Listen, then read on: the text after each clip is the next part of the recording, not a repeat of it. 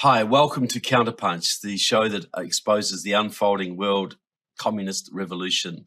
Like the show, share the show, subscribe to epochtv. You'll find information here you will never see anywhere else. Well, today's show is going to focus on my native country, New Zealand. But I hope everybody will watch this because the messages here are universal. Every country that has more than one race, you will find communists in there stirring up grievances, exaggerating grievances to basically cause revolution to get power for themselves. And New Zealand is no exception. The native Maori population of New Zealand is very much being used for this purpose right now, but also immigrant Asian populations, Pacific Island populations, etc. Okay, now, well, New Zealand is undergoing a socialist revolution right now. It's a sort of quiet one. It's a little bit behind the scenes. It's not violent or not much. And one woman is at the heart of this, and that's a woman called Keri Allan. She is a Maori New Zealander and our current Minister of Justice. Now, Keri Allan is involved in several Labour Party plans that, if implemented, will change New Zealand forever. Labour plans to give the native Maori population, who make up roughly 15% of the population, a form of co-governance, meaning that they will get 50% share of the power in many government boards, local body boards, etc. So 15% will get 50% of the voting rights. Now, this co-governance thing also encompasses a plan to turn all water resources over to Maori. Control of water resources, sea, lake, river, hydroelectric generation, etc. will give them control, so they'll be the gatekeepers. Now, can you imagine the potential for corruption here, for racial enmity, for a changing of the power structures of New Zealand if this goes through? Now, the whole scam is based on the idea that Maori formed a partnership with the Crown back in 1840 when Maori chiefs signed the Treaty of Waitangi with the British to make New Zealand the country it is today. That was a ceding of power by Maori chiefs to British sovereignty. It was not a partnership. But this partnership idea, which has been promoted by the radical left, has been used to sort of to elevate Maori into a special position. But not just ordinary Maori, the Maori elite, the Maori left-wing socialist and Marxist elite into a very special position of power. It's a revolutionary thing. That's what it's designed to do. It's not designed to help race relations. It's designed to overturn the existing power structures of New Zealand. And as I said, Keri Allan is one of the main key players in pushing these destructive concepts. But first, a little background. As far back as 1936, the Communist International, based in Moscow, issued instructions to the New Zealand Communist Party, which was tiny at the time, to work for separate Maori governments in areas where Maori were the majority of the population. Most of the northern half of the North Island, for instance, many of the rural areas. This was based on Stalin's work, the nationalities question. Stalin posited that in areas where you don't have a big class structure, you can't use the working class to stage a revolution. You have to find minority groups. You get them to form a nation, set them against the existing country, and start the revolution that way. Through the 1940s, the Communist Party supported Maori land protests at Bastion Point near Auckland and worked closely with the Maori Queen, Te Puia. She was very much an ally of the Communist Party for many years. By the 1970s, the New Zealand Communist movement had split into pro-Soviet, pro-Chinese, pro-Cuban, and even pro-Albanian factions. All of them supported Maori land rights. All of them supported the new protests at Bastion Point in 1978 and the Maori Land March of 1974. It was all about building up Maori grievance, agitating for a separate Maori nation, for Maoris to become the dominant force in New Zealand. The goal was to create a separate Maori force that could be used to overthrow the existing power structure in the country.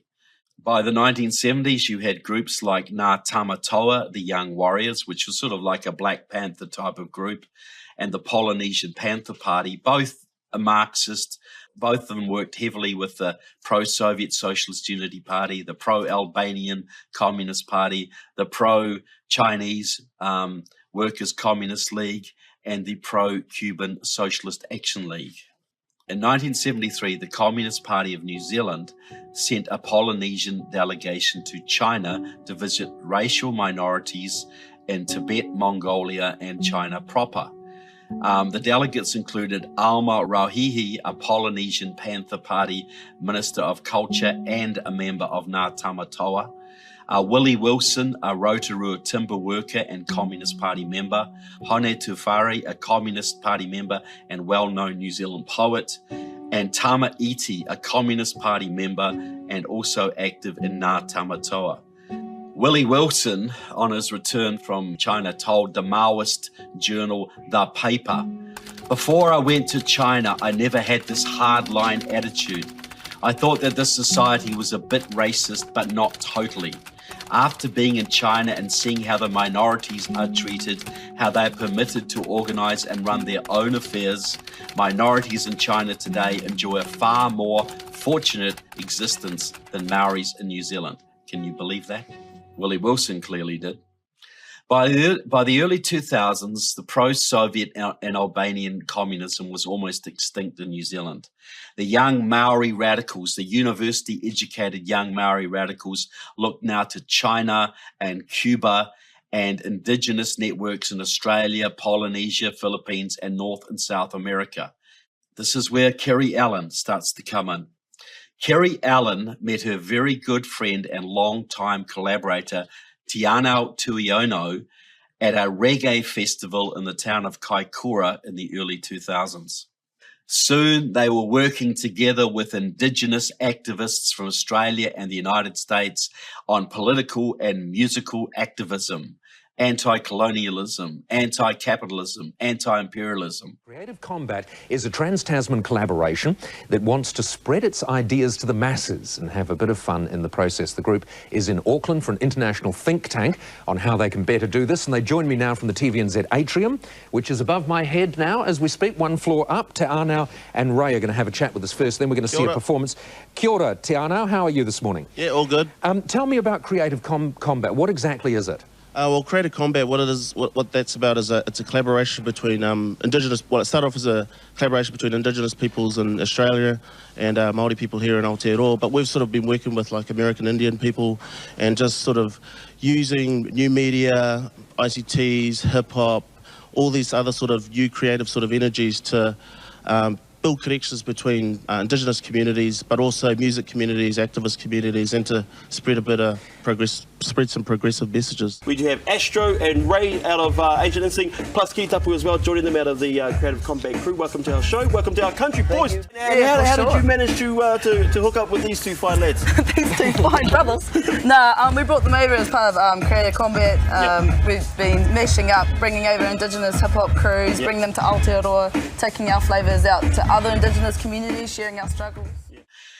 Kerry Allen, around that time, was a young law student and union activist who at one point interned with Prime Minister Helen Clark, herself a former student Maoist.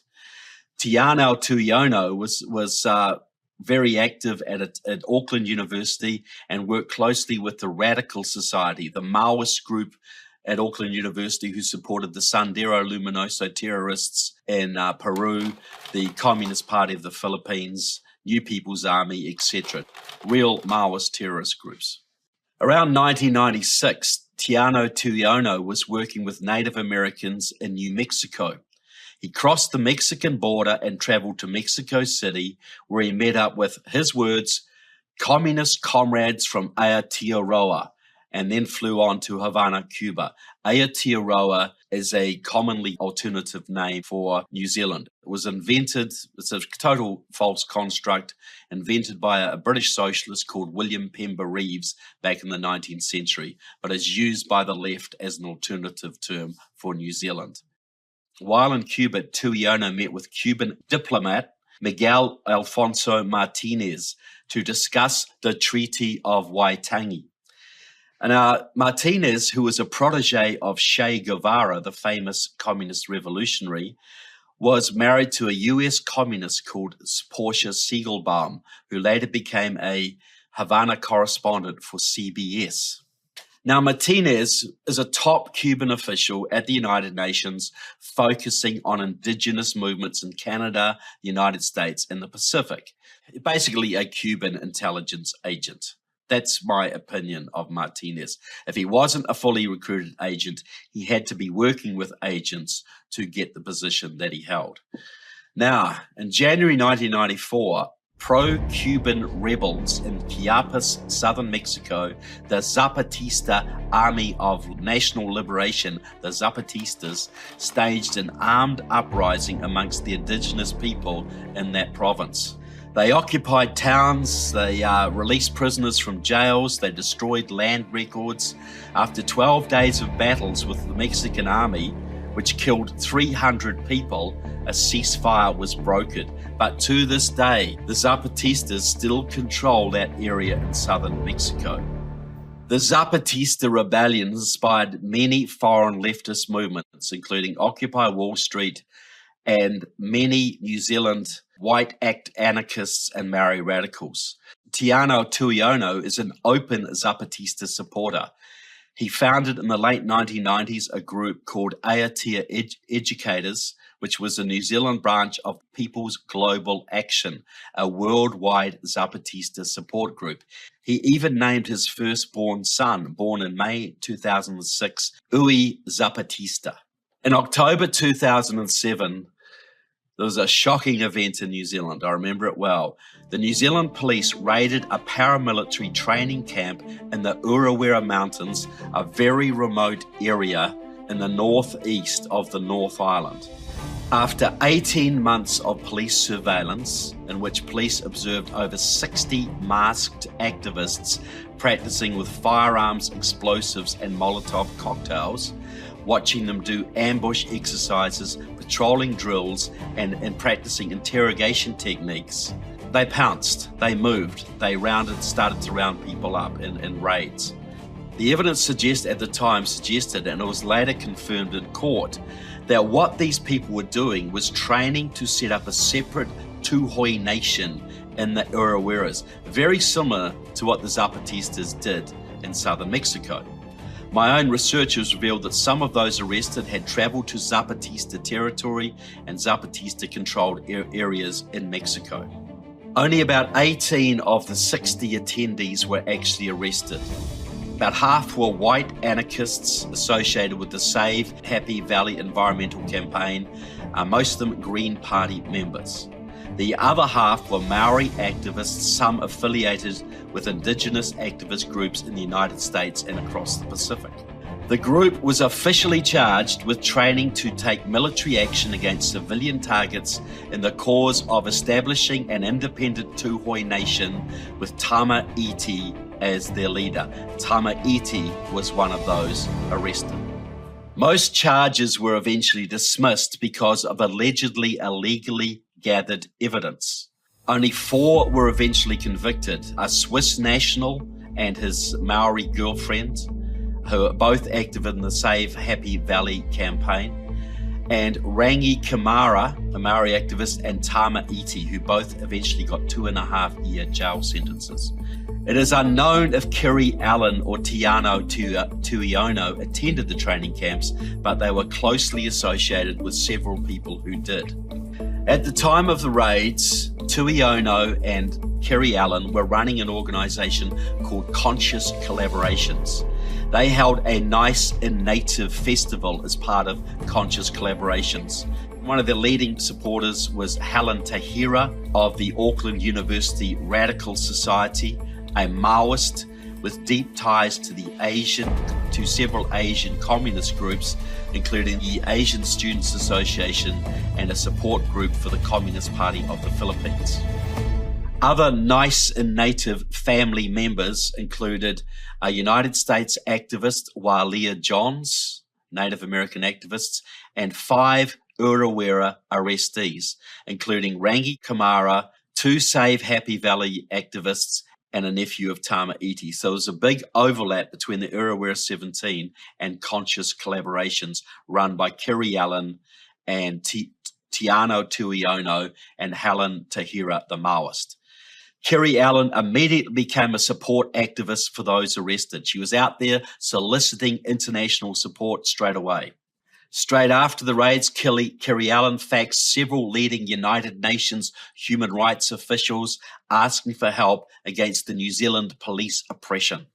She claimed in her fax that the police had showed up to her house looking with files, that her phones were tapped, that her home was under long-term surveillance. She said they had been following her for some years. They knew all about her activities. This is Kerry Allen's words, not mine. Kerry Allen's then wife, the lawyer Natalie Coates, assisted the legal team defending the Uruwera arrestees. In 2016, Kerry Allen and Natalie Coates, on their honeymoon in the United States, volunteered to help sue tribal members to protest the Dakota Access Pipeline in the United States. This project was carrying Canadian oil to the US through native tribal lands in the Dakotas. The protests against it were organized by Judith LeBlanc of the Native Organizers Alliance and of the Central Committee of the Communist Party USA. During the Uruwera police raids, Tiano Tuiono's home was also searched, but no evidence was found. Tuiono worked very closely with one of the Uruwera arrestees, Rangi Kamara, in the Maori Internet Society. Tuiono was also a founder member of Te Kawo Maro, a nationwide Maori student group founded at Auckland University in the early 2000s. In February 2008, Tiano Tuiono and Kerry Allen attempted to fly the world's largest Tino Rangatira flag off Auckland Harbour Bridge during the celebrations of Waitangi Day. Kerry Allen called it a revolutionary flag, a flag all about social change and revolution.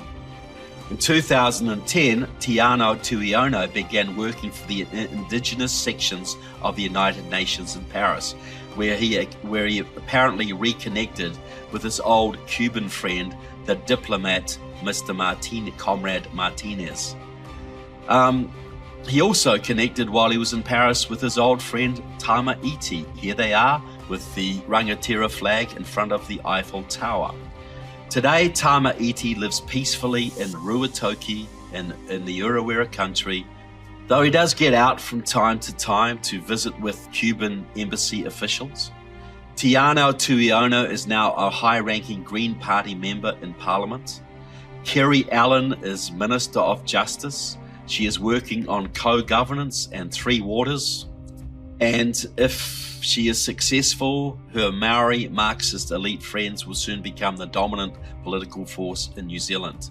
Tama Iti wanted to take over Ruatoki with guns and bombs.